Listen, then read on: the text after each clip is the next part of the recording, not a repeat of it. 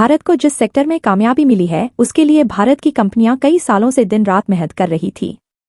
Indian company की इस सफलता के बाद भारत की पावर सेक्टर में सेल्फ डिपेंडेंसी होने वाली है। हम बात कर रहे हैं न्यूक्लियर पावर प्लांट में यूज होने वाले फ्यूल मेकिंग टेक्नोलॉजी की, जिसके लिए स्टीम जनरेटर का उपयोग किया जाता है, और इसके मामले में भारत अभी तक दूसरे देशों पर पूरी तरह से निर्भर था।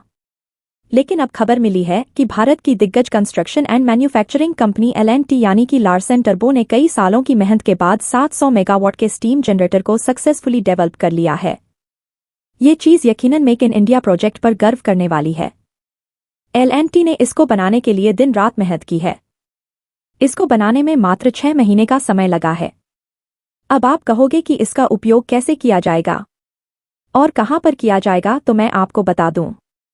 इसका यूज हीट एक्सचेंजर्स में किया जाएगा, जो कि परमाणु कोर में हीट को प्रोड्यूस करने का काम करेगा, और इसी हीट से वाटर को बॉयल करके इलेक्ट्रिसिटी का निर्माण किया जाएगा। लेकिन अमेरिका को इस बात से काफी निराशा हो रही है कि भारत ने मेक इन इंडिया प्रोजेक्ट के तहत स्टीम जनरेटर का निर्माण इतना जल्दी और कम कीमत पर कैसे कर लिया। पूरी डेवलपमेंट क्या है, जानने के लिए बने रहिए हमारे साथ। लेकिन आगे बढ़ने से पहले मेक इन इंडिया प्रोजेक्ट की इस बड़ी उपलब्धि के लिए वीडियो को लाइक जरूर करें।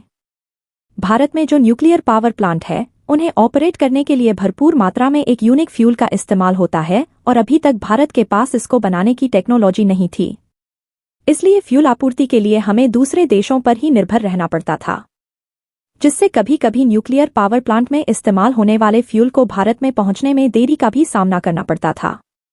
और दूसरी सबसे बड़ी बात यह है कि इसके लिए हमें दूसरे देशों की कंपनी को अधिक कॉस्ट पे भी करना पड़ता था। भारत की दिग्गज construction and manufacturing company L&T इसकी टेक्नोलॉजी पर कई साल पहले से काम कर रही थी, और हाल ही में कंपनी ने अनाउंस किया कि हमने स्टीम जनरेटर इंजन को सक्सेसफुली डेवलप कर लिया है। और स्टीम जनरेटर इंजन की बात की जाए तो यह एक हीट एक्सचेंजर है, जो परमाणु रिएक्टर कोर में उत्पन्न गर्मी का उपयोग करके पानी को भाप में परिवर्तित करता है। यह steam generator nuclear power corporation of India limited को आपूर्ति किए जाने वाला इम्पोर्टेंट कंपोनेंट है। और भारत के लिए सबसे अच्छी बात यह है कि कंपनी ने इसे बहुत कम समय में डेवलप कर लिया गया है, जो कि L&T की हेवी इंजीनियरिंग का एक बड़ा मल्टीस्टोन है। आपको बता दें कि भारत में जितने भी न्यूक्लियर पावर प्लांट ऑपरेट किए जाते हैं, उनमें इस्तेमाल होने वाले फ्यूल को हम दूसरे देशों से इंपोर्ट करते हैं, और यहां तक कि इन न्यूक्लियर पावर प्लांट को बनाने में जितने भी रिएक्टर का इस्तेमाल किया गया है, उन्हें हमने रूस और अमेरिका जैसे देशों से इंपोर्ट करके डेवलप किया है। दोस्तों, भारत ने परमाणु ऊर्जा क्षेत्र में एक बहुत बड़ी कामयाबी हासिल कर ली है, जिससे भारत को इस क्षेत्र में नई ताकत मिलने वाली है। इसके बाद परमाणु ऊर्जा क्षेत्र में हम अपने प्रोडक्शन को और भी ज्यादा बढ़ा सकेंगे, क्योंकि हमारे पास स्टीम जनरेटर होने के कारण हम भारत में खुद फ्यूल बनाने जा रहे हैं, जिससे दूसरे देशों से फ्यूल इंपोर्ट करने की लागत बचने वाली है, और इस लागत से हम अपने प्रोडक्शन को और भी ज्यादा बढ़ा पाएंगे। और आपको जानकर खुशी होगी कि इस तरह की टेक्नोलॉजी बहुत ही कम देशों के पास मौजूद है। लेकिन इसे डेवलप करने के बाद भारत उन पावरफुल देश में शामिल हो गया है जिनके पास न्यूक्लियर पावर प्लांट में इस्तेमाल होने वाली फ्यूल बनाने की टेक्नोलॉजी मौजूद है। बता दें कि पिछले साल national power corporation of India की तरफ से न्यूक्लियर पावर प्रोग्राम के तहत भारत की दिग्गज मैन्युफैक्चरिंग कंपनी को करीब 700 मेगावाट के न्यूक्लियर वाटर रिएक्टर बनाने का कॉन्ट्रैक्ट सौंपा गया था। और एक साल पहले ही L&T ने न्यूक्लियर वाटर रिएक्टर को सक्सेसफुली डेवलप करके national power corporation of India को डिलीवर किया था। और इसी कंपनी की तरफ से L&T को स्टीम जनरेटर बनाने का कॉन्ट्रैक्ट भी सौंपा गया था।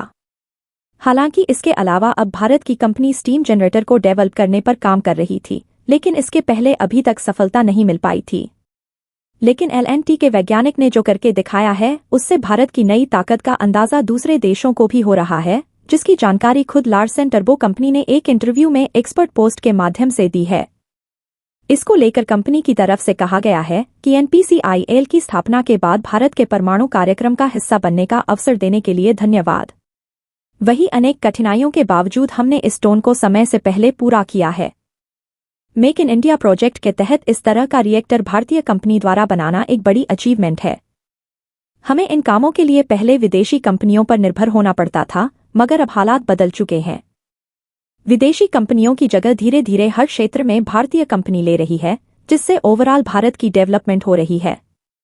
एक्सपर्ट्स का मानना है कि एक समय ऐसा आएगा कि भारत को पूरी तरीके से डिपेंडेंसी खत्म करनी पड़ेगी, चाहे यूरेनियम हो या फिर विदेशी रिएक्टर। और ये समय आज हो या फिर आज से 20 साल बाद, भारत के अंदर L&T जैसे बड़े प्लेयर्स इसी तरीके के प्रोजेक्ट में पार्टिसिपेट करते रहेंगे और भारत को नई नई टेक्नोलॉजी देते रहेंगे। अल्टीमेटली इन कंपनियों के अंदर भारतीय काम कर रहे हैं जो दिन रात अपनी मेहनत के चलते भारत को एक नई ऊंचाई पर ले जा रहे हैं।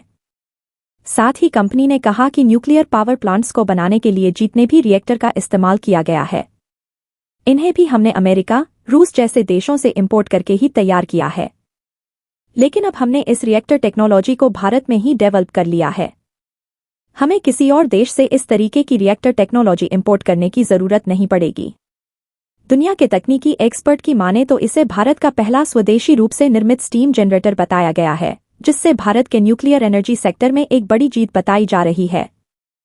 पावर प्लांट के अंदर हम जिस फ्यूल का इस्तेमाल करते हैं उसे यूरेनियम के नाम से जानते हैं और अभी भी भारत अपनी टोटल यूरेनियम की जरूरतों का करीब 80% हिस्सा इंपोर्ट करके पूरा करता है, जो कजाकिस्तान, केन्या, रशिया जैसे देशों से इंपोर्ट किया जाता है। लेकिन दोस्तों, एक और ऐसा ही एलिमेंट है जो भारत के अंदर दुनिया में सबसे ज्यादा पाया जाता है, जिसका नाम है थोरियम। भारत ने उस रिएक्टर को बनाने का काम लगभग पूरा कर लिया है, जिससे हम थोरियम का इस्तेमाल करते हुए पावर जनरेट कर सकते हैं। वैसे तो हमें यूरेनियम इंपोर्ट करना पड़ता है, लेकिन भारत थोरियम के मामले में दुनिया का सबसे बड़ा रिजर्व कंट्री माना जाता है।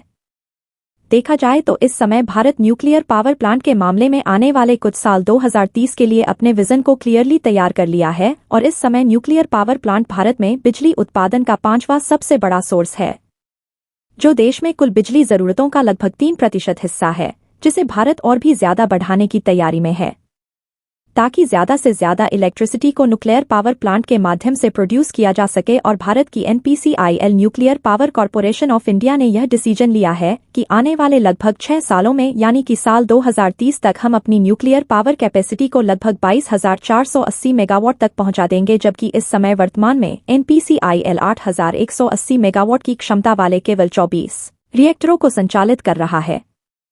यानी कि आने वाले 8 सालों से भी कम समय में हम अपनी न्यूक्लियर कैपेसिटी को 3 गुना से भी ज्यादा बढ़ाने वाले हैं। और यदि हम L&T के पिछले कुछ प्रोजेक्ट पर नजर डालें तो L&T ने काकरा पार परमाणु ऊर्जा स्टेशन में एक प्रमुख भूमिका निभाई थी, जिसकी यूनिट 3 और 4 को इस साल फरवरी में माननीय प्रधानमंत्री द्वारा राष्ट्र को समर्पित किया गया था।